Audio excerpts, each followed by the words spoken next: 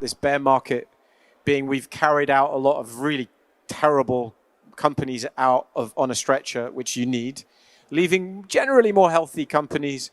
But you've also got this institutional thing, and that's the theme I'd like to end on. You know, everyone's talking about the ETF in the US. Why? It's not actually because everybody thinks there's going to be like that huge element of like global capital in an ETF, in a Bitcoin ETF. Nobody's that crazy. What it really is about it's firing a gun on like, right, we're ready, the regulators are ready, it's time to go to the next level of institutional adoption. And the good news is, and this goes back to a bit what we were saying before, the institutional adoption cycle has been continuing underneath all of this. Look at what you don't need to look far to see an announcement from a very big global company about their commitment to this space. It's been constant, slow but constant. And I think what happens in this, what's this reflexivity is not lost on the largest wealth managers in the world, by the way. Their clients are saying to them, when this turns, can you bring us into this space? Which is why BlackRock wants to put an ETF out, because they want to be the place where that goes. But this is where I'm interested in where it goes.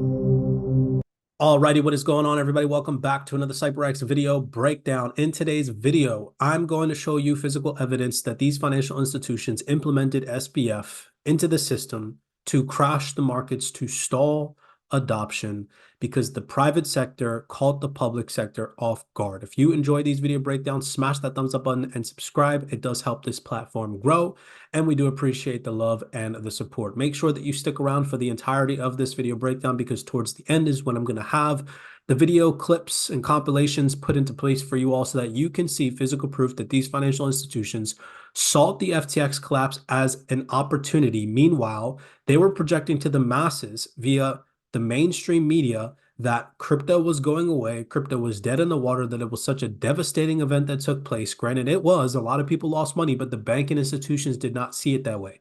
They saw it as an opportunity to sweep in the background, buy up prices at a discount, develop, hire, and continue to build during the entirety of the bear market cycle. So if you're not too familiar with what's going on today, Sam Bankman-Fried news. Wow. The DOJ announced that they are dropping 6 charges against Sam Bankman-Fried and will not prosecute him for a political campaign finance violation. Are you surprised? Absolutely not. I posted to you guys just the other day, right before the FTX collapse, somehow Sam Bankman-Fried fooled the Bank of International Settlements and sat in on a panel discussion labeled "The Foundational Technology for the New Financial System." No, people, wake up. You mean to tell me that there's really people out there that believe that this man fooled the Bank for International Settlements? This was implemented into the system to crash the cryptocurrency markets, to stall adoption. Here you can see, if you go straight over to the Bank for International Settlements YouTube page, Panel 1, Foundational Technology for the New Financial System, Sam Bankman-Fried, Chief Executive Officer of FTX and BIS Innovation Summit 2022, March 23rd, months before the FTX collapse happened. This man was not smart enough to front run the Bank of International Settlements. You understand who the BIS is? If you're not too familiar with who the Bank of International Settlements is, they are an international financial institution offering banking services for national central banks and a forum for discussing monetary and regulatory policies. The Bank of International Settlements is owned by 63 national central banks, including areas and jurisdictions like the United States, the United Kingdom, Germany, France, Italy, Belgium, just to name a few. Okay, this gentleman did not front run the Bank of International Settlements, people. He was implemented on purpose, and I'm going to show you in this video breakdown. So let's get into some of these video breakdowns. We need to understand that financial institutions were caught off guard by the rapid progress made in the cryptocurrency and blockchain realm by the private sector, lacking the essential technology expertise and workforce to keep pace with the innovations introduced by the private enterprises. Traditional banks faced a significant challenge. Unlike the dynamic and technology-driven atmosphere of the private sector, these banks typically do not employ a substantial number of software developers and programs, and they knew that. They knew that The private sector front-run them. They knew that they did not have what it takes to scale in this new asset class. And this is why I make the distinction between clearing and settlement rails, is that banks suck at technology. I know this. I've done technology for banks in my career. It's not that there aren't great people, but the challenges of legacy technology stacks, huge, often amalgamated businesses, and the fact that they're full of bankers and not software engineers, means that when it comes to moving the clearing rails ahead, using new technology to do things that the next generation of Indian consumers, thanks to UPI, like getting your paycheck right after you do the work, are going to take for granted and simply aren't going to happen in the United States as long as we continue with the peculiar decision to let banks be the things that provide the clearing technology and develop the clearing technology for the payment system. Their record is spotty at best. You're more likely to be a French humorist than a bank when it comes to developing transformative payment technologies, 1 to 0, basically. However, a closer examination reveals that when the FTX collapse occurred, banks recognized it as an opportunity to bridge the gap. Have forced them to, make sure the core banking franchise is solid. But I still, there are strategic initiatives. Some are saying this is an opportunity. Maybe we can make an acquisition. Maybe we can, keep building this product capability. And so I think some see it as an opportunity. In fact, both the crypto failures and the market events have maybe bought some time. Both the crypto failures and the market events have maybe bought some time. If I may take what you just said on the FTX crash. Basically for us as a bank, it was just a perfect moment.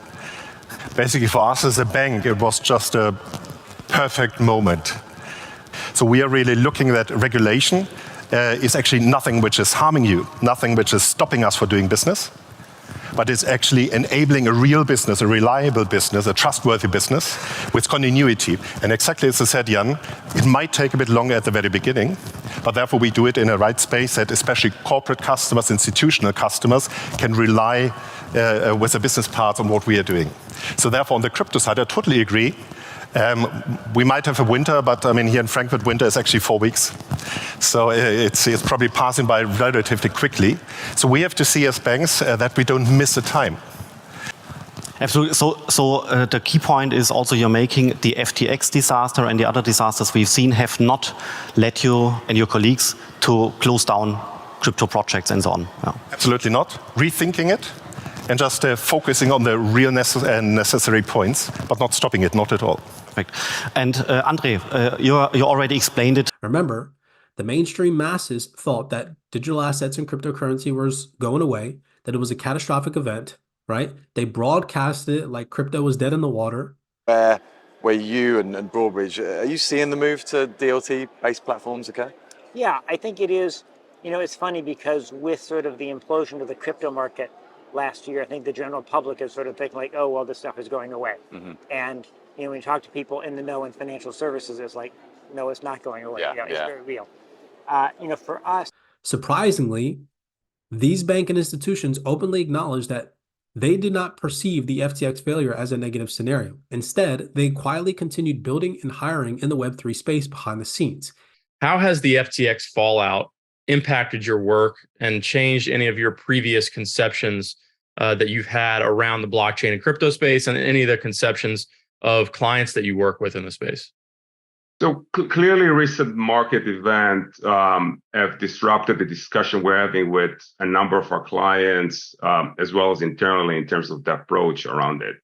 But if I look at the underlying capabilities of what digital ledger technology, blockchain provided the industry, those discussions are not going to change. Right? So we believe on the future of the disruption or the ability of the technology to transform existing banking and payments rails.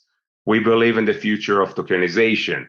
We believe in the ability of those capabilities to, again, transform the industry. And if you've seen a number of, recent industry papers coming from leaders in the industry, will be Larry Fink from BlackRock, who spoke about tokenization about a week ago. or David Salmon from Goldman Sachs, or Robin Vince from BNYM, all mentioning the fact that the underlying technology, and that's a discussion around it, is here and is going to help us really improve the underlying or the existing banking and payments rails that's been there for 20 or 30 years ago. So I can age myself. I learned. Even as the mainstream was distracted by the misconception that cryptocurrency was fading away. Contrary to popular belief, banks viewed it as a strategic opportunity for investment and growth. Speaking to them around blockchain DLT, and often it was a case that we were very much more informed than the people that were actually in these big banks. So they didn't have big teams, right? So it was maybe like one person, usually in the CIO or the CTO office, that was quite involved in DLT and crypto, and they would be kind of given this thing, but actually they didn't really necessarily have experts, and we kind of came in and we helped them to be able to design and develop their solutions. And actually now, all of the large financial services institutions and a lot of the smaller financial services institutions have really kind of matured in the way they think about it and the way they staff their innovation labs to have specialists. And this is not just in the financial services institution itself, also in the regulators and also in other bodies as well. So, for example, for the BIS, we work with the BIS for quite a long time. A lot of people that are now in the BIS are actually people that came from Circle or came from other, crypto-backed industries, right? And this is a very traditional financial services institution, right? So think about that, right? They implement the plant into the system to crash the market. They project to the masses like crypto's going away. Meanwhile, they use it as an opportunity to develop, to hire, to scale in this digital asset space, to build the infrastructure that they need in order to onboard themselves into this digital asset space in the future moving forward. And the evidence indicates that banks openly admitted their limitations in constructing the new infrastructure required for the evolving financial landscape.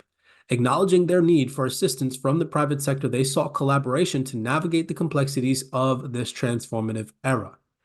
First, for innovation to flourish, it requires a stable and safe infrastructure that unleashes the private sector's creativity and ingenuity.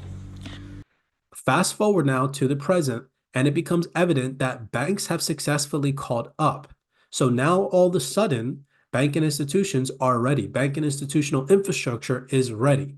And what we've seen over the last 6 to 10 months is tremendous in terms of institutional demand in the space. Moving into the market, be it for treasury or be it for actually building out services, that has incredibly helped also the conversation here in the European market, because now everyone understands, which 2-3 years ago wasn't so clear, that this market is an asset class that's not going to go away. And the financial services, the DeFi space, it's gonna develop. Will it look the same today as in 3 years? Probably not. But pieces of it and parts of it, they will stay. And now every institutional investor is kind of exploring, and that obviously helps tremendously in growing also as a new player in the space. And I think, and we have seen how the traditional institutions have been catching up in crypto and learning how to. And we have seen how the traditional institutions have been catching up in crypto and learning how to operate and what can be the potential or the importance of this technology. And answering to your question, institutional adoption of cryptocurrencies and blockchain technology is now at an all-time high. So these financial institutions know for a fact that this is a once-in-a-lifetime opportunity. You should look at it as this is the biggest opportunity ever for mankind. Answer the question. Web3 is the last piece of innovation that mankind will ever need. Okay, but what is it? I want to say one last thing for you all. You need to really, truly grasp the concept of the fact that we have the opportunity right now as manual retail investors to front run the financial institutions. To invest, and it's a good place because I think the risk to have a downtrend is low compared to the probability of an uptrend. And I love to say and make the last statement, then I'm done. It was a pleasure with everybody who invested to front run the suits. So this was a real pleasure, and I think this is a unique opportunity we've ever had. The banks were always first. Whatever trend, whatever opportunity financially came up, they were the first and sold everything with a big margin to the rest of us. And now it's exactly the opposite. And this gives me a lot of pleasure. A large portion of these financial institutions is still on the sidelines. And for the first time in history, we as manual retail investors have the opportunity to invest in a space that they cannot just yet. The regulatory implications on a global scale are not solidified enough to the point where these financial institutions feel comfortable enough onboarding themselves in this space. That is set to change in the next couple of months/years, but for right now, we have the upper hand to scoop up these digital assets at a discounted price.